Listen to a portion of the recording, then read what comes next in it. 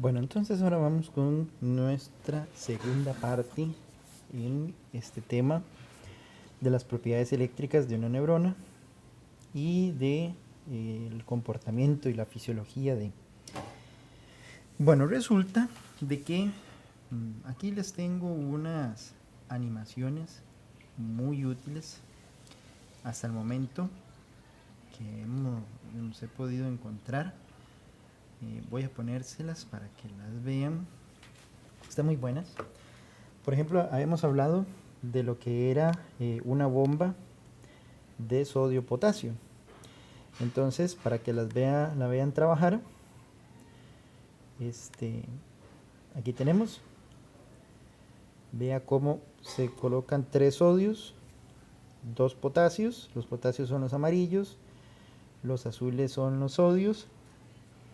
Y vea cómo el ATP, trifosfato de adenosina, viene, le da un grupo fosfato, se convierte en difosfato de adenosina y es así como la bomba adquiere su energía.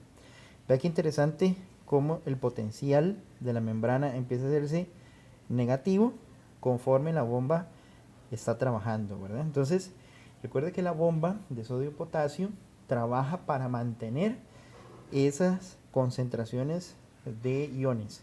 Recuerde que ella trabaja en contra de gradiente de concentración, ¿verdad? Porque vea que aquí hay muchos sodios, aquí hay muchos potasios, ¿verdad? Y la idea es que trabaje metiendo potasios y sacando sodios. Trabaja en contragradiente, ¿verdad? No por estos gradientes, digamos, no como está en este momento. Recuerde que si está la parte interna, aquí hay una gran cantidad de potasio, ¿verdad? Mientras que si está la parte externa, aquí hay una gran cantidad de sodio. Entonces, la idea de la bomba de sodio-potasio es que meta potasio, donde ya de por sí hay mucho potasio adentro, y saque sodio, donde ya de por sí hay mucho sodio. ¿Bien? Esa es la bomba de sodio-potasio. Esta que está acá son los canales de goteo de sodio y de potasio. ¿Bien? Entonces, vamos a ponerlos aquí a funcionar. Si trabaja el del sodio, ¿verdad? Ese canal de sodio lo que hace es, pues, meter sodio.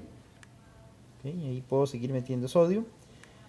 Ve que interesante, la aguja del potencial empieza a ponerse positivo, ¿ve? Cada vez más positivo.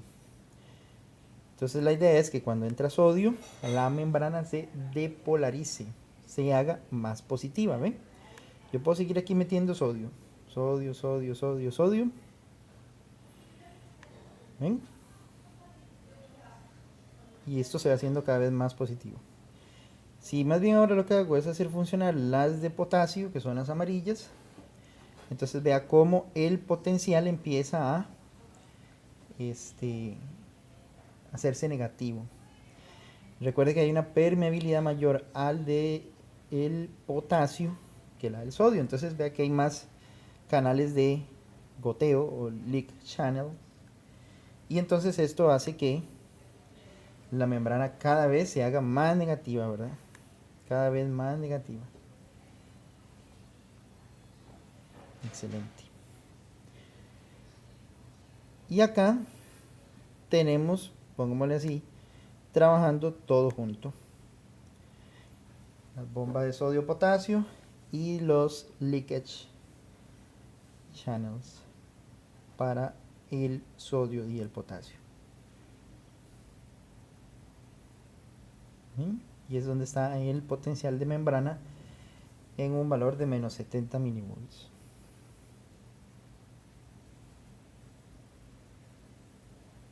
Excelente.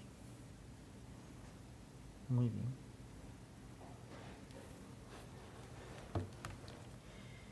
Bueno, ahora seguimos contestando dos ejercicios que teníamos pendientes. Bueno, dice el primero: las células en las anguilas eléctricas tienen un potencial de membrana un poco más grande, o sea, más negativo, es de menos 150 milivolts. ¿Cómo hacen para que sean tan negativos?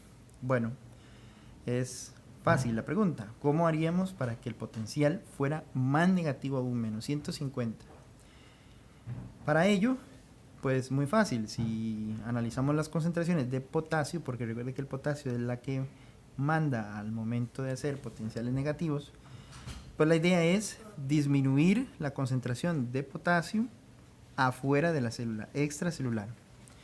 Y entonces disminuimos la concentración afuera, pero aumentamos la concentración adentro del axón.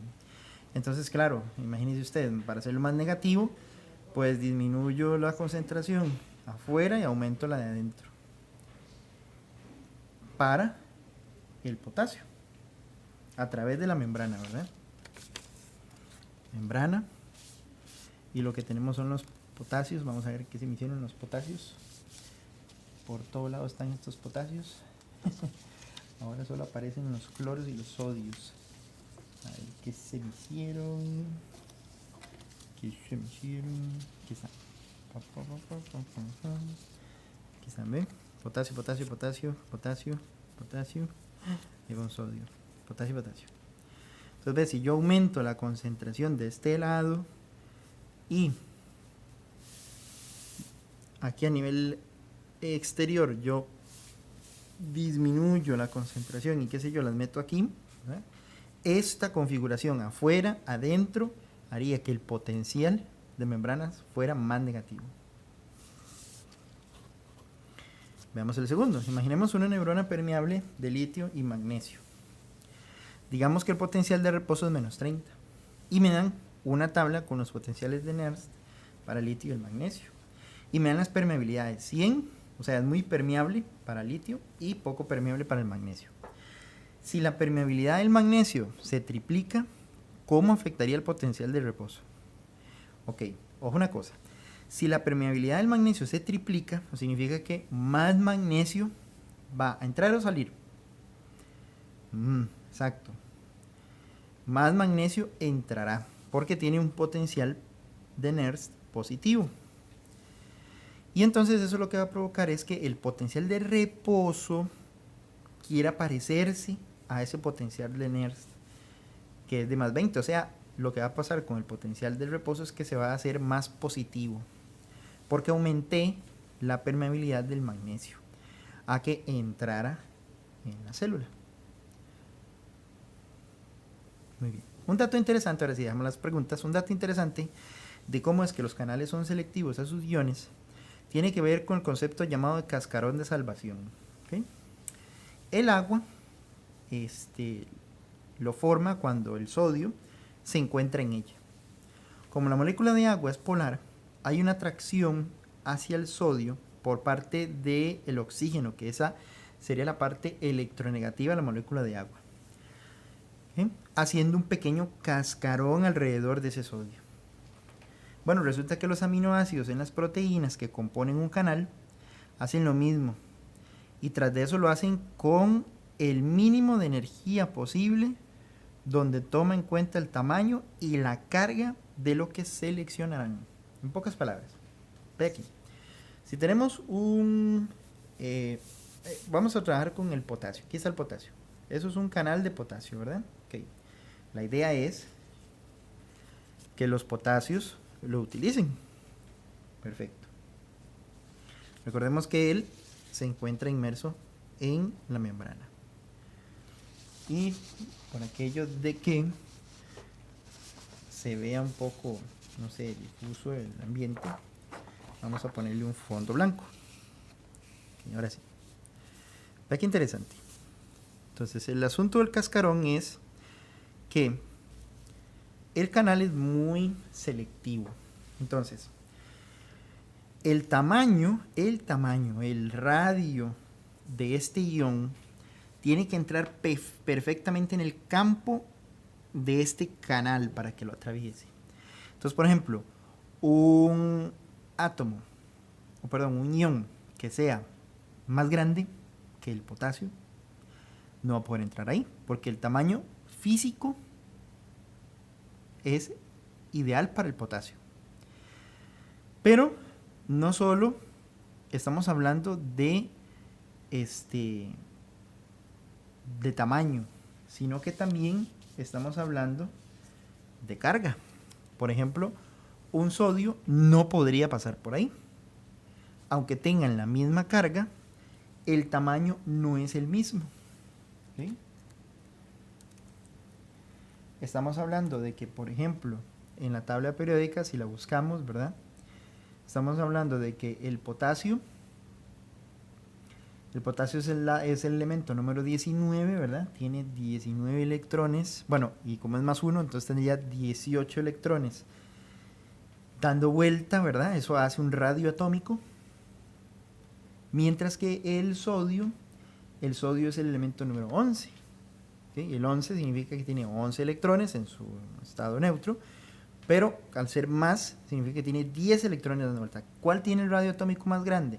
Correcto, el potasio. Entonces, aunque tengan la misma carga, el potasio es más grande. Si este quiere entrar por aquí, no cabe. Bueno, no cabe, sí cabe porque es más pequeño. Pero esto es como un Lego. Si no calza la pieza perfectamente, esto no va a entrar. Eso no entra. ¿Ven? E inclusive, imagínese usted que apareciera el cloro y quiere utilizar ese canal. Tampoco va a poder. Y vea, ojo qué curioso, porque el cloro, al ser menos, tendría, bueno, el cloro es el número 17 en la tabla periódica. Al tener un menos, significa que tiene 18 electrones. Por un solo electrón, digámosle así, no es del mismo tamaño que el potasio. Para que vean lo precisa que trabaja un canal. Pero, aunque aparezca un ion, se parezca mucho al tamaño, estamos hablando de solo un electrón, la carga imposibilita esto. Porque digamos aquí, en este canal de potasio, adentro de su estructura proteínica, tiene que tener una carga negativa para que atraiga la carga positiva del potasio. Y no solo por tamaño, sino también por carga, solo el potasio puede utilizar ese canal. ¿Sí? Qué interesante. Perfecto, eso se llama cascarón de salvación.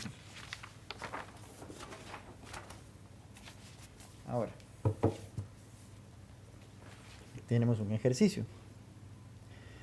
La selectividad del canal de potasio mantiene fuera el sodio, basado en la diferencia de tamaño.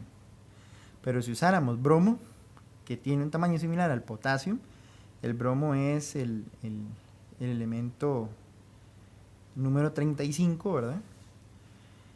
Que al tener 1 sería un 36, se parecería al gas noble más cercano.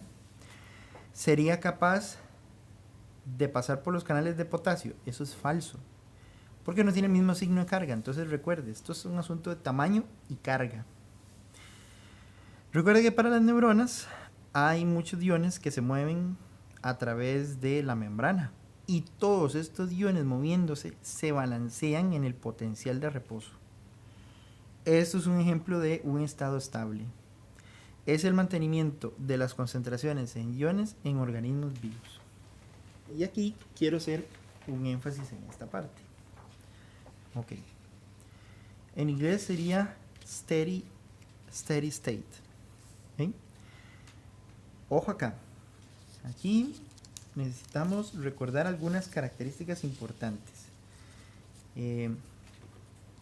Porque a veces la pregunta es ¿cuál es la diferencia entre un estado estable, como es este, y por ejemplo, un potencial de equilibrio? Okay. Hay que tener cuidado con esto. Vea. Resulta que lo primero que vamos a pensar es, ¿qué son emitidas desde el estado estable? Bueno, los que son emitidas durante el estado estable son las señales eléctricas en una neurona.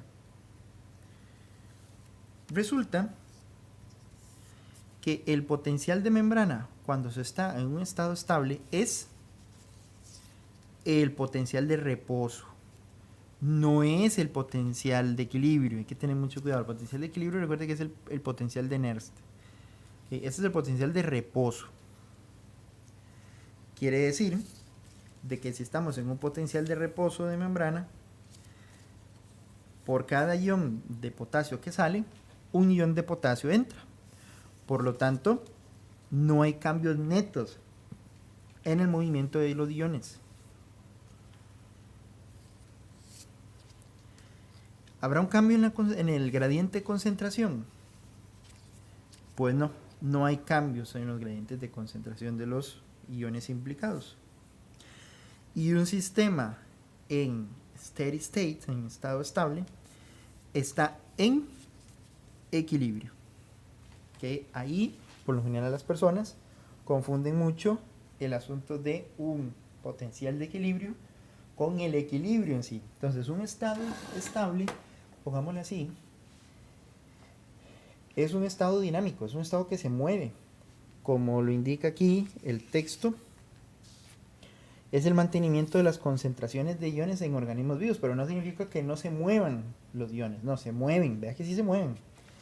Por ejemplo, por cada ion que salga del potasio, uno entrará. ¿Okay? Esa es la idea.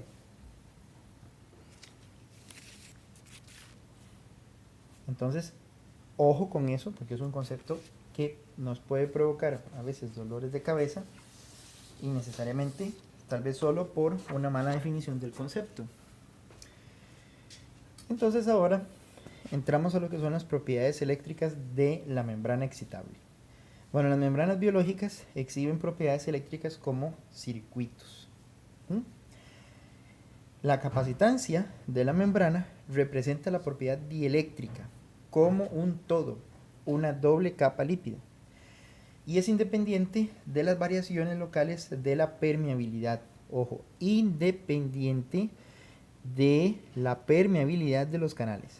¿Okay? Entonces, si la permeabilidad aumenta o disminuye, la capacitancia no cambia. La capacitancia por centímetro cuadrado se mantiene constante en la mayoría de neuronas, aproximadamente de 1 microfaradio por centímetro cuadrado. La resistencia membranal, o su inversa, la conductancia, representa la penetración a través de la membrana, a través de los canales. Entonces, aquí creamos un modelo, ¿verdad? La conductancia y la resistencia en células excitables son dependientes del voltaje y del tiempo. La capacitancia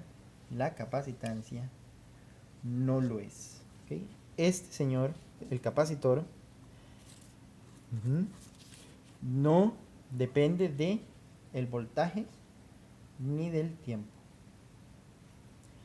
Porque si recordamos un poco física 2, para los que han llevado física 2, la capacitancia es un aspecto geométrico del capacitor. Entonces, si usted quiere cambiar la capacitancia del capacitor, tiene que cambiar la geometría, el área de las placas o la distancia entre las placas. Entonces, recuerde que un capacitor es esto, son dos placas, que una va a estar cargada con una carga más Q y la otra va a estar con una carga menos Q, y van a ser separadas a una distancia D. Los cambios dependientes del tiempo y el voltaje en la conductancia de la membrana son los principales controladores de señales eléctricas. Entonces, lo que les decía, ¿verdad? Esto es como un capacitor. Aquí está, se representarían las dos placas. Esto es una bomba de sodio-potasio. Y entonces, esto que está aquí lo podemos construir con un modelo eléctrico, un circuito, donde vamos a tener lo que es la fuente, la resistencia y la capacitancia. Van a haber diferentes tipos de corrientes. ¿Sí? La corriente de la membrana le ponemos como IM, que va a ser la corriente, digámosle, total. La corriente capacitiva, que es la corriente que va a pasar por el capacitor. La corriente iónica, que es la que va a pasar por los canales de sodio o de potasio. Y entonces la corriente de la membrana es igual a la corriente capacitiva más la corriente iónica. el potencial de driving force o de fuerza de deriva, recuerde que es el potencial de membrana en reposo menos el potencial, el potencial del potencial de equilibrio o el potencial de Nernst para ese ion. Potencial de membrana sub m, ese es el potencial de la membrana. Capacitancia específica de la membrana, resistencia específica de la membrana y conductancia específica de la membrana.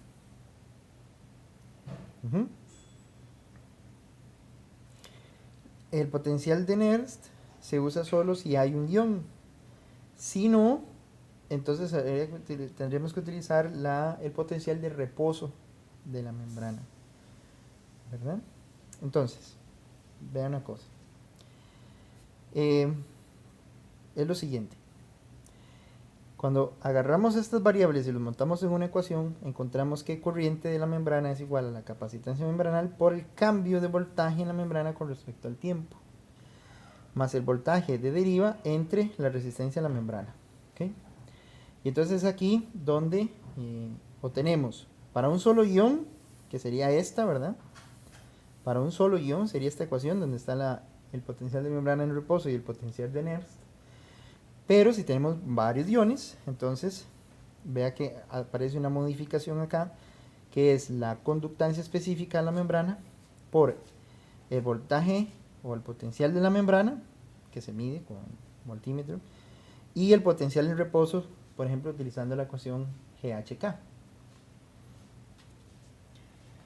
También la corriente de la membrana puede ser la suma de todas las corrientes, sodio, potasio, cloro, manganeso, donde la corriente del sodio va a ser la conductividad, conductancia, conductividad. Ojo, las mayúsculas son importantes. Por el potencial de membrana en reposo menos el potencial de Nernst para el sodio. Y así sucesivamente con cada uno de los elementos que tengamos atravesando la membrana. Entonces vea cómo creamos ya un modelo físico para encontrar las corrientes de iones presentes en el axón.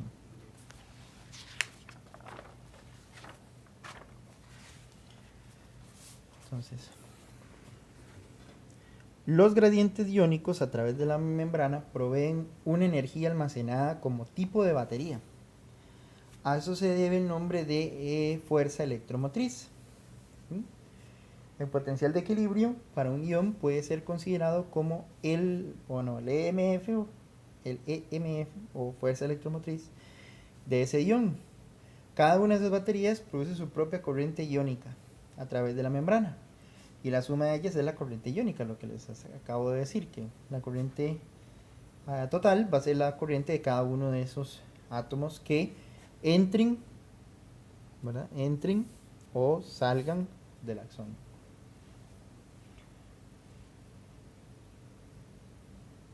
Entonces, si aplicamos la ley de Ohm, corriente es igual a voltaje entre resistencia, voltaje es igual a corriente por resistencia, y, corriente entre la conductancia.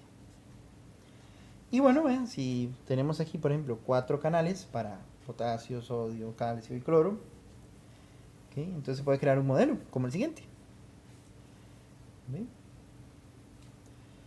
Donde lo que tenemos son fuentes, ¿verdad? Vea qué interesante, aquí es algo muy interesante, la polaridad de la fuente.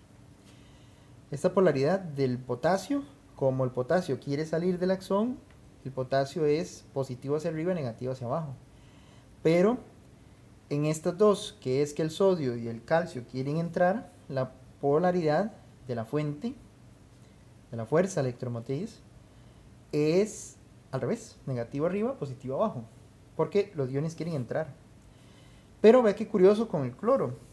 El cloro tiene la misma configuración del potasio, positivo negativo, pero es que el cloro es un ion negativo, el potasio es un ion positivo, pero eléctricamente las fuentes están con la misma polaridad.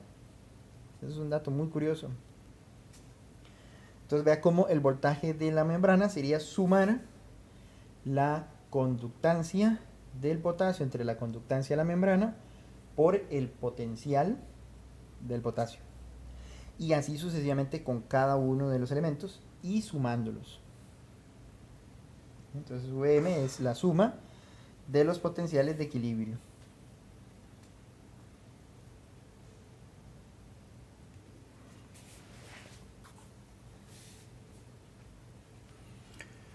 Un capacitor es un dispositivo capaz de almacenar energía. Esa es la idea de los capacitores. El modelo físico es aquel que está formado por dos placas separadas a una distancia A. ¿Sí? La capacitancia es definida como la carga almacenada entre las placas por unidad de voltaje. Entonces capacitancia es carga entre voltaje. La unidad son los farads y la capacitancia es un aspecto geométrico, ya lo había mencionado antes, que depende de las dimensiones del capacitor que usted tenga. Entonces, capacitancia es igual a la permitividad del material que se encuentre entre las placas por la permitividad eléctrica en el vacío.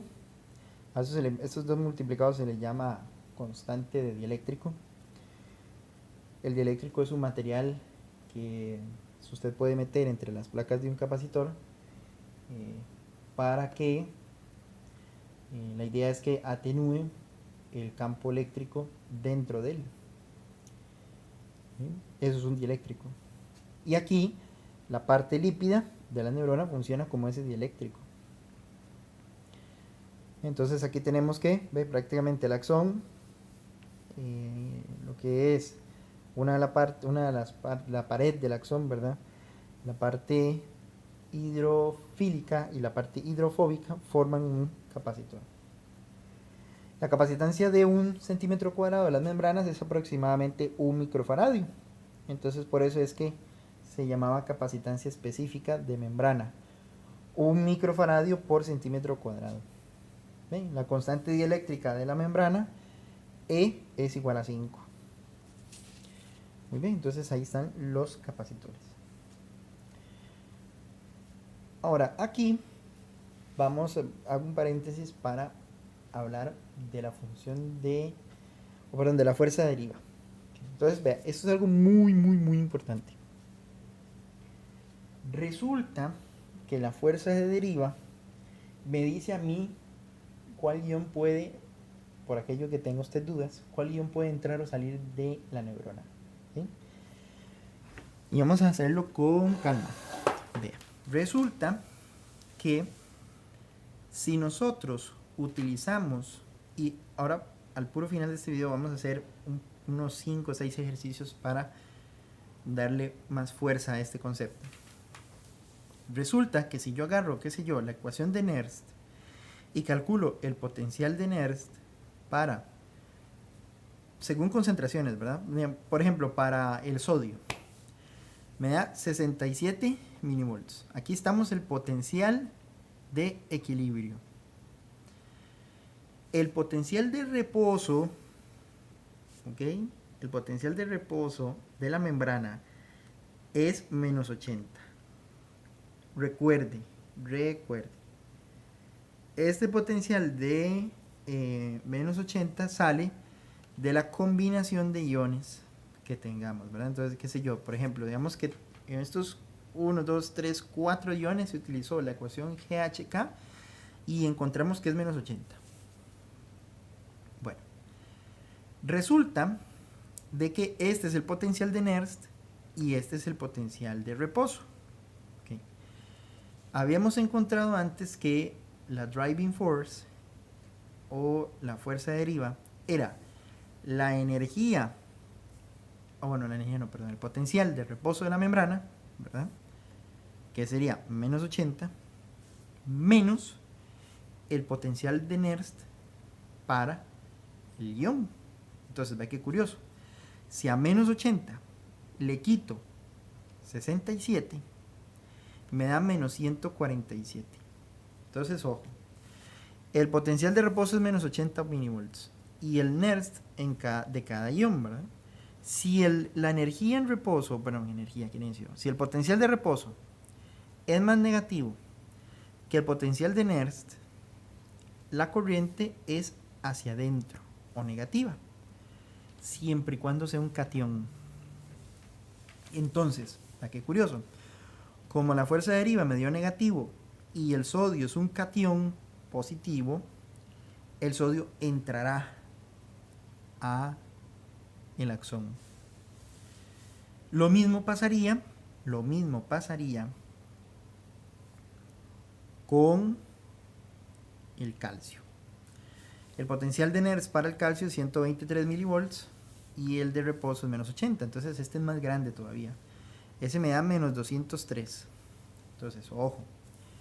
Si el potencial lo que es la fuerza deriva, me da negativo y el calcio es un catión que es más 2, el calcio o la fuerza deriva hará que el calcio entre a la célula.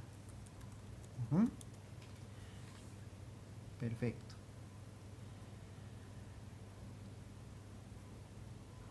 Ahora, vea lo que pasa, por ejemplo, con el potasio. El potasio sigue siendo un catión. El potasio está aquí. El potasio o el potencial de Nernst para el potasio es menos 95 milivolts. Mientras que el de reposo es menos 80. Claro, a menos 80 le quito menos 95, eso me da 15 positivo. Pero el potasio tiene una particularidad. El potencial de Nernst está por debajo del potencial de reposo. Al darme positivo, eso quiere decir, y ser un catión, la corriente sería positiva y el ion iría hacia afuera. ¿Sí? Ahora vea usted qué interesante, ¿qué pasaría con el cloro? ¿Qué ocurre con el cloro? Bueno, resulta que con el cloro tiene un potencial de Nernst de menos 47. Está encima del potencial de reposo. Y el potencial de reposo es menos 80. Sí, claro, menos 80, el resto menos 47 me daría menos 33. Y si yo tomo en cuenta lo que le pasó al sodio y lo que le pasó al calcio, donde los driving force eran negativos y harían que el calcio y el sodio entren al axón, uno diría, sí, el cloro también entra, porque ahí también me da negativo, entonces todo bien y paso la hoja y sigo. No, el cloro no es un catión, es un anión. Entonces la idea es que se comporte exactamente, exactamente al revés de lo que queremos hacer acá, ¿verdad? Entonces, por ejemplo, al ser una partícula negativa, ¿verdad? Eso va a generar que, por ejemplo, el cloro no quiera entrar sino salir, porque se tiene que comportar opuesto a lo que está ocurriendo con el potasio y el sodio en este ejemplo, ¿verdad? Puedo hacer otro ejemplo, de hecho ahora al final hago otro ejemplo donde tal vez el driving force no me dé negativo y me dé positivo y va a pasar lo opuesto a este ejemplo. Aquí el cloro, los iones de cloro en este ejemplo, entonces vea lo que pasaría. Aquí tenemos la membrana, aquí tendríamos potasio, sodio, cloro y bueno, me faltó el calcio, ¿verdad? Entonces, la fuerza de deriva para el potasio, al ser negativo, ¿verdad? Al ser positivo, haría que el potasio salga. ¿Sí? El sodio, al ser negativo, la fuerza de deriva, haría que entre.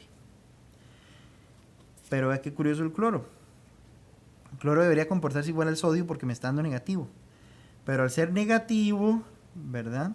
Al tener carga negativa, más bien esta fuerza de deriva, este driving force, haría que el cloro no entre, sino que el cloro salga.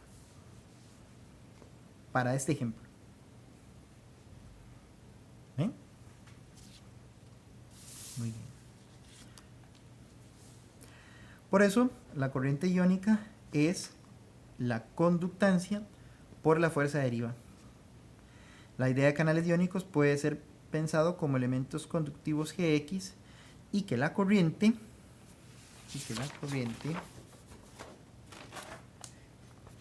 iónica es proporcional a la fuerza de deriva, que provee un marco de referencia para entender el comportamiento eléctrico de las membranas. La corriente llevada por los iones inorgánicos fluyen a través de los canales abiertos de acuerdo al principio de electrodifusión y la ley de Ohm.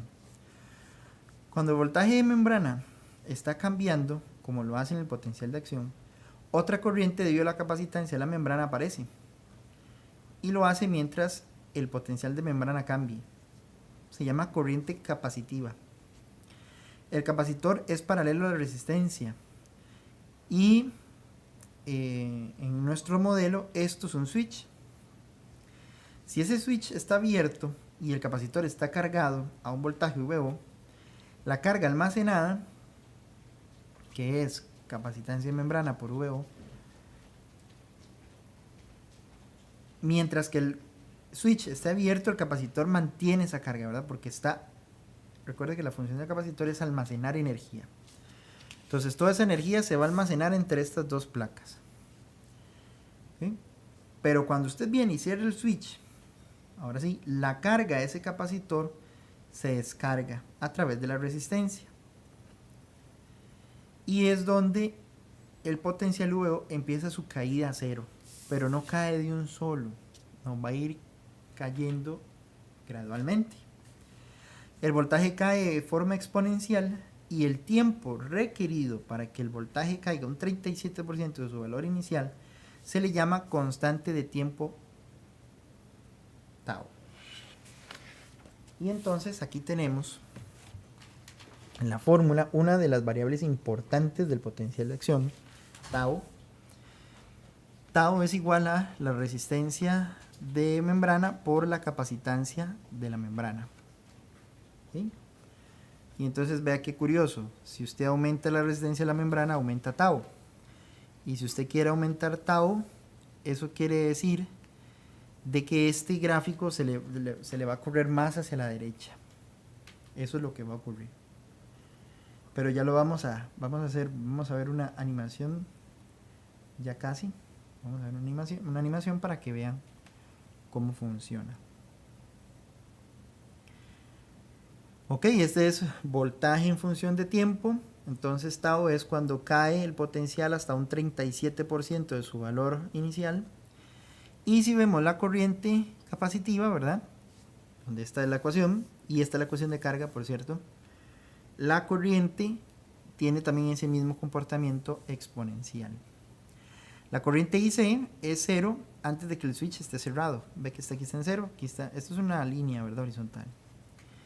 Y cuando el voltaje fluye, es estable en VO.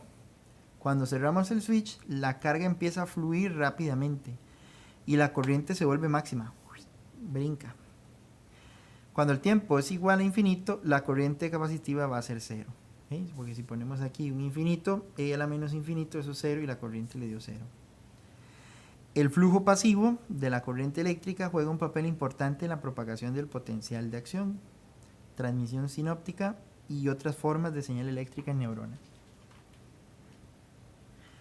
¿Cómo la corriente pasiva varía con la distancia a lo largo de la neurona? Aquí es como varía con el tiempo, pero ¿cómo varía con la distancia? ¿Okay? Pensemos una corriente subumbral inyectada en una parte del axón y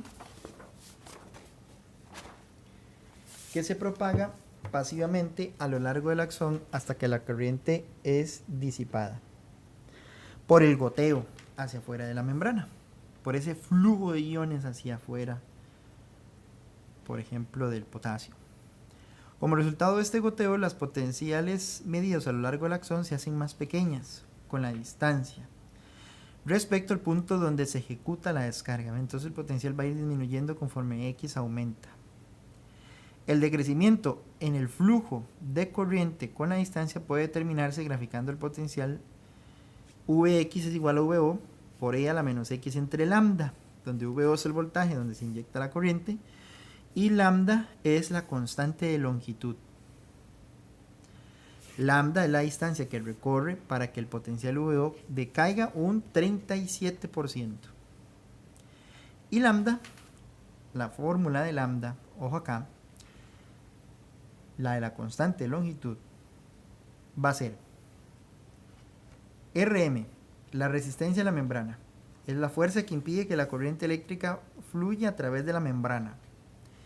Rho, resistencia extracelular, fuerza que impide que la corriente fluya a través del fluido extracelular paralelo a la membrana. Ri, resistencia axial, fuerza que impide a la corriente fluir por el axoplasma. Entonces, ojo una cosa. Tenemos dos, ¿verdad? Tenemos la resistencia axial, que sería esta, ¿verdad? Pues en resistencia tenemos dos. La resistencia axial, y tenemos la otra resistencia, que es la de un dibujito que se me perdió, quizá. Y la otra es la resistencia de membrana. ¿Okay? Entonces, esta es la axial y esta es la de membrana. Para que quede claro, la resistencia axial es la resistencia que va a oponer el axón para evitar que la corriente o el impulso eléctrico viaje a través del axón. Eso es la resistencia axial. ¿De qué va a depender la resistencia axial? Claro, del área transversal del axón.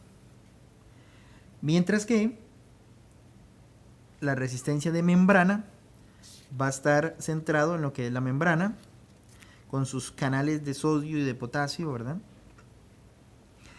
Esta resistencia de membrana es lo que se opone a que los iones fluyan libremente a través de la membrana, ya sea de adentro hacia afuera o de afuera hacia adentro.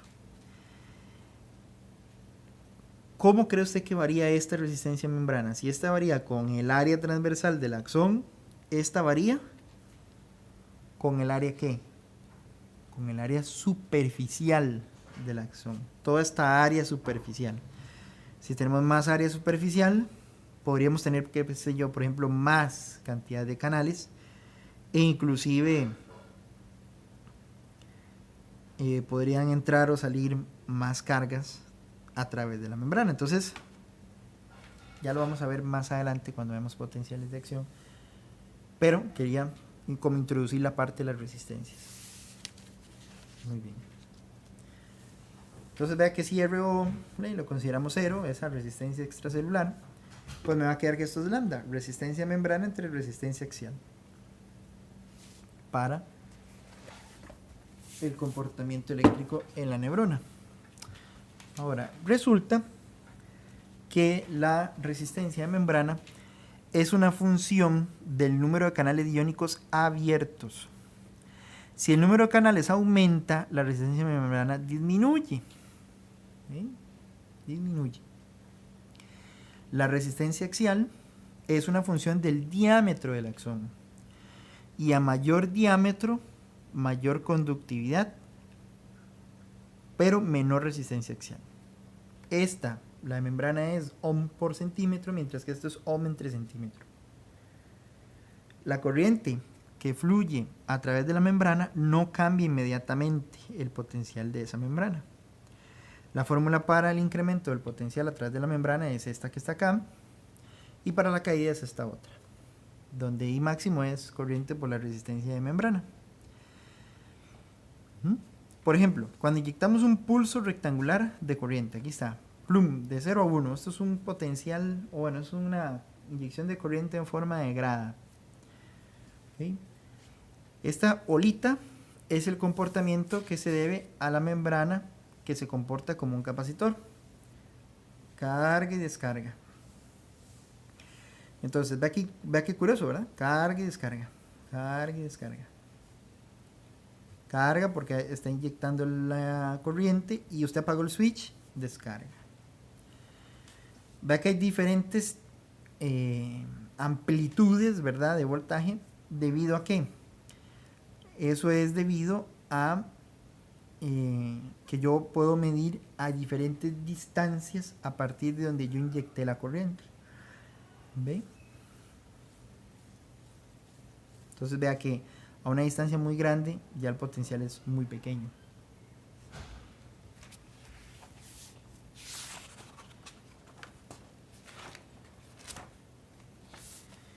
El gráfico de V con respecto a X sería este.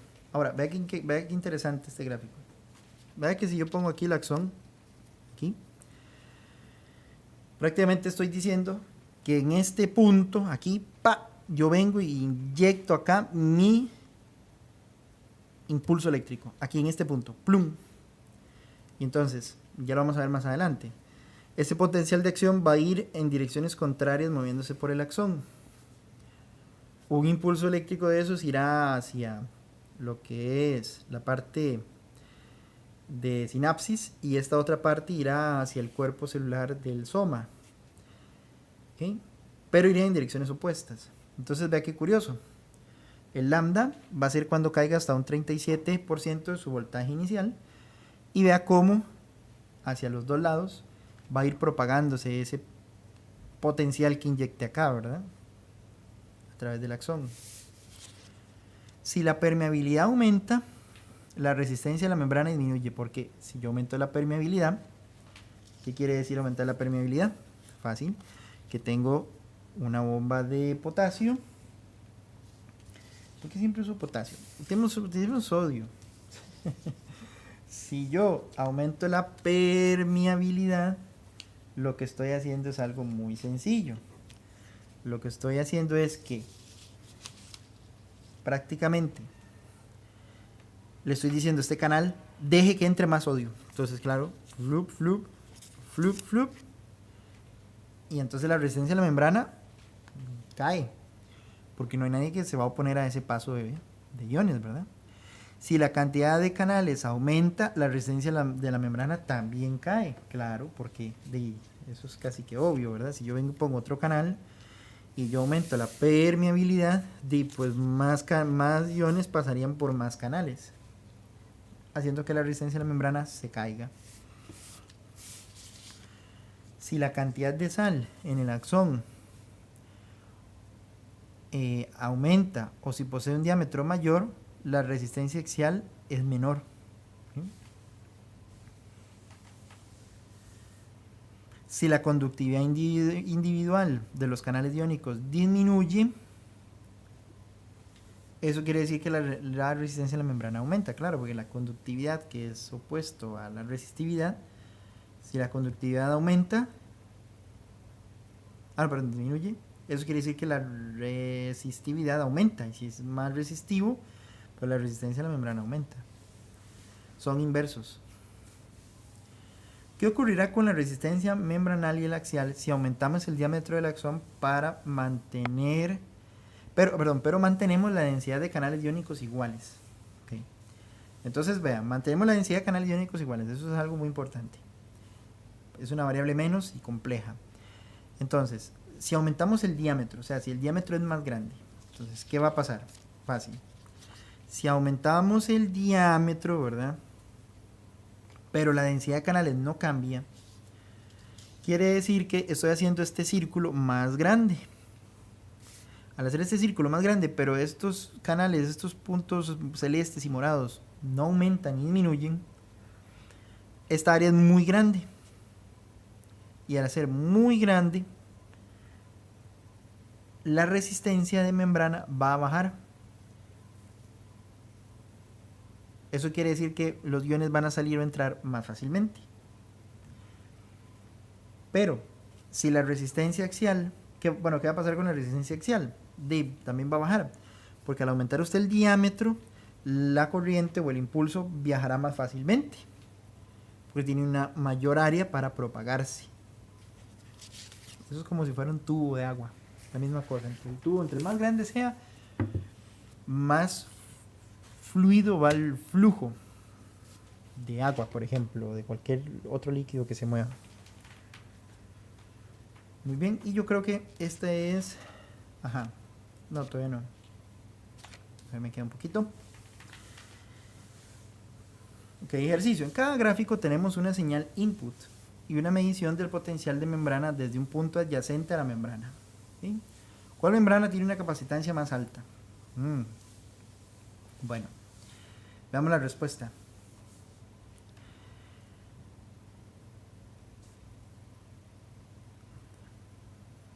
Entre estos dos, ¿cuál tiene una capacitancia más alta? Bueno, vea una cosa. Para fijarnos cuál tiene una capacitancia más alta, tendríamos que fijarnos en el tau. En el tau. Recuerde que tau es resistencia a membrana por capacitancia de la membrana. Entonces, un tau más grande, un tiempo de tau más grande, hace que la capacitancia sea más grande, son directamente proporcionales. Entonces, esta es la respuesta. Porque el tau es más grande, ¿verdad? Hasta donde va a llegar a un 37% de su capacidad de voltaje. Este está muy pegado, entonces el tiempo es muy pequeñito para llegar al 37%. Por lo tanto, esta es la respuesta. Otro ejercicio. Una disminución del diámetro del axón y un incremento en el grosor de la membrana. ¿Qué ocurre con la capacitancia? Bueno, recuerde que la capacitancia es distancia y área como sus variables geométricas importantes. Si yo estoy disminuyendo el diámetro, ¿verdad?, del axón, esta área se me está haciendo pequeña. Y recordemos que capacitancia era constante de dieléctrico por el área entre D. Entonces, si yo disminuyo A, la capacitancia disminuye. Y si yo aumento el grosor de la membrana, esta D se hace más grande, la capacitancia disminuye. Entonces, ambas variables es una disminución de capacitancia. Bueno, ahora aquí tenemos algo muy importante. Muy importante. Y de hecho le vamos a poner una animación para que lo vean. Bueno. ¿Qué ocurre con el potencial de membrana y las resistencias? Conforme ese potencial de membrana va a ir avanzando por el axón. Yo aquí hice los 4 dibujos, yo creo que se ven muy claros, pero de igual manera vamos a utilizar la animación. Aquí está. Bueno. Nuestro primer caso va a ser una resistencia membrana alta y una resistencia axial baja. ¿Okay? Entonces, para que lo quedemos en claro, ¿verdad? Vamos a tener lo siguiente. Voy a poner este aquí. Vamos a poner este aquí. Entonces, ese es lo siguiente. Una resistencia membrana alta es, por ejemplo, que la permeabilidad de los canales disminuya. Entonces ya a los iones les cueste más pasar. Y una resistencia axial baja es que este axón sea muy grande, tenga un diámetro muy grande. Vea cómo se comporta la gráfica de potencial de membrana. Vea que es una curva suave, amplia, ¿okay? No cae así abruptamente hacia cero o buscando el cero, sino que... ¿okay? ¿Qué ocurre? Ahora busquemos los dos opuestos, este alto y este bajo.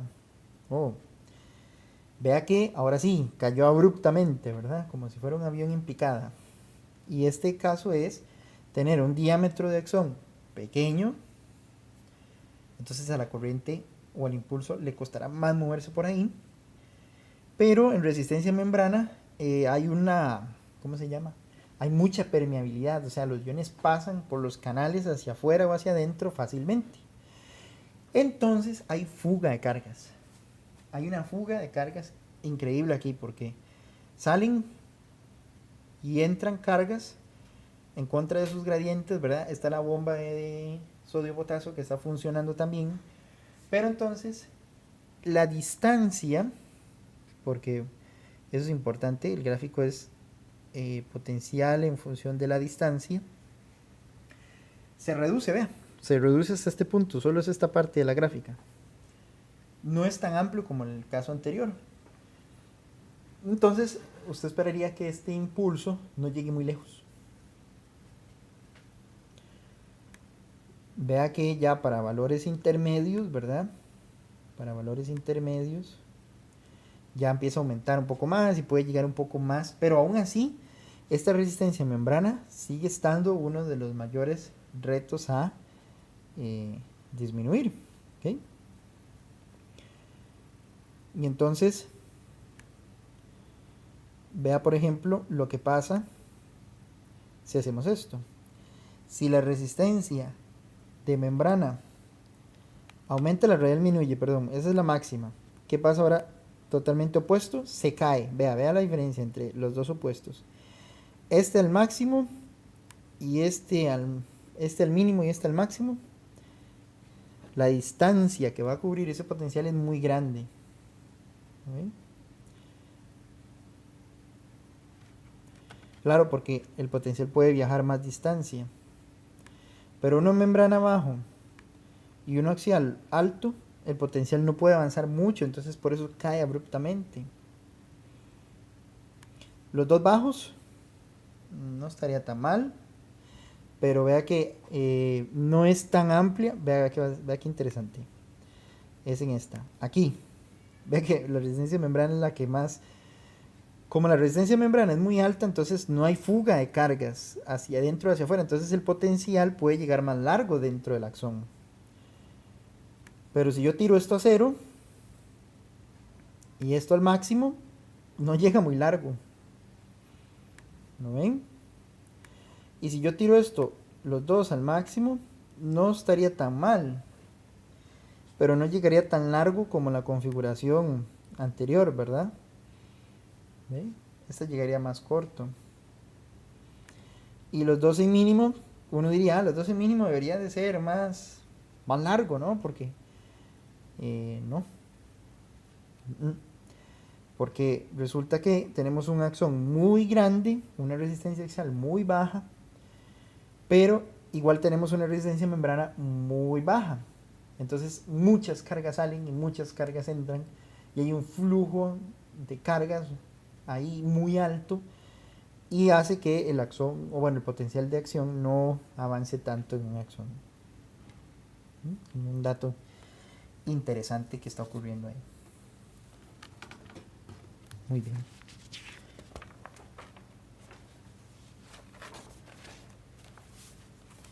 Para que vean que tengo un ejercicio. Imagínense una neurona en el cerebro que necesite mandar señales a otra parte del cerebro 1 centímetro de distancia. Se posee un lambda de 1 milímetro. ¿Cuánto necesitará el levantamiento del potencial en un extremo de la neurona para que el potencial de membrana se eleve 15 milivolts a 1 centímetro de distancia? Oh, es una buena pregunta. Bueno, resulta que si hay 1 centímetro de distancia, ¿verdad? 1 centímetro son 10 milímetros. O sea, que en este centímetro habría 10 veces el lambda. La señal será atenuada en un factor de un 37% elevado a la 10, porque necesita hacerlo 10 veces. Entonces, claro, vea, el potencial que me están preguntando por 0,37 a la 10 me tiene que dar 15, porque dice que el potencial de membrana se tiene que elevar a 15 milivolts. Despejando X me daría 330.000 milivolts o 330 volts. Wow, bastante voltaje, ¿verdad? Hablando en términos biológicos. Bueno, es un ejercicio muy curioso. Unos investigadores trabajan con una neurona motora de un ratón y se encuentran que el voltaje viaja sin atenuarse mucho. Ok, al decir que viaja sin atenuarse mucho, es tener esto. ¿Ve? No se atenúa mucho. ¿Ve? Atenuarse mucho sería este. Aquí no se atenúa mucho. Aquí se atenúa un poco. y aquí se atenúa totalmente. Entonces ve, para que no se atenúe mucho, necesitamos una resistencia axial baja y una resistencia membranal alta. Resistencia axial baja y la resistencia membrana aumenta. ¿Qué características debe tener ese axón para que cumpla esto? Bueno, el diámetro del axón debe ser grande para que la resistencia axial baje y la cantidad de canales tiene que disminuir para que la resistencia a la membrana sea alta y no haya tanto flujo de cargas a través de. Muy bien.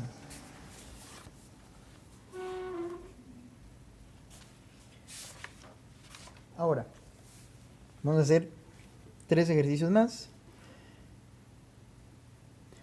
Unos investigadores trabajan en axones de neuronas motoras en un ratón y encuentran que el voltaje cambia muy rápido para esta neurona.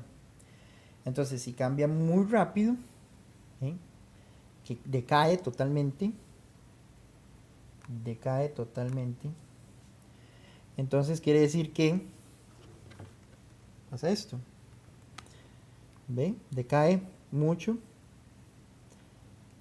Entonces quiere decir que la resistencia axial debe ser alta. ¿Ok?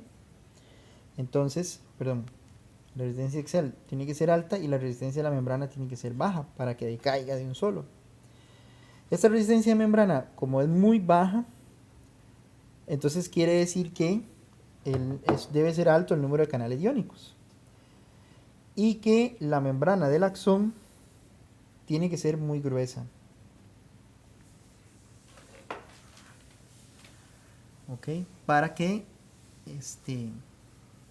bueno, a ver, la membrana del axón tiene que ser muy gruesa. Cuidado, una cosa es el diámetro. El diámetro debe ser pequeño. Tiene que tener un diámetro pequeño para que la resistencia axial sea grande.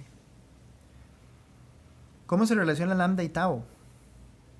Bueno, ambos dependen de la resistencia membrana, pero lambda aumenta al bajar la resistencia axial. ¿Ve? Como forma de repaso, aquí hay propiedades pasivas de una neurona. Entonces, los iones se mueven por su gradiente de concentración a través de los canales. El potencial de reposo es el balance entre el flujo de muchos iones. La corriente puede viajar por el axón caracterizado por un lambda y la membrana puede cargarse descritos con un tau. Y aquí es donde entramos en el punto, digamos, de esto, ¿verdad? Lambda y tau dependen de la resistencia de membrana, ¿verdad? Pero la diferencia de uno con la otra es que lambda aumenta al bajar la resistencia axial, mientras que tau aumenta al aumentar la resistencia membranal. ¿Ve? Lambda, recuerde que depende de las dos, resistencia membrana y resistencia axial. ¿Ve? Pero qué curioso, una decae más rápido que otra si aumentamos el radio del axón. Si usted aumenta el radio mucho, la resistencia axial cae más rápido que la resistencia membrana. ¿Eh? Eso es una característica interesante de una y la otra. Y acá tenemos la misma lambda, que no habíamos visto esta fórmula, pero en términos de sus resistividades, membranal e axial. O bueno, y axial, perdón. Perfecto. Muy bien. Con eso hemos llegado a nuestra segunda parte de este estudio de corrientes en neuronas y propiedades fisiológicas. Muy bien.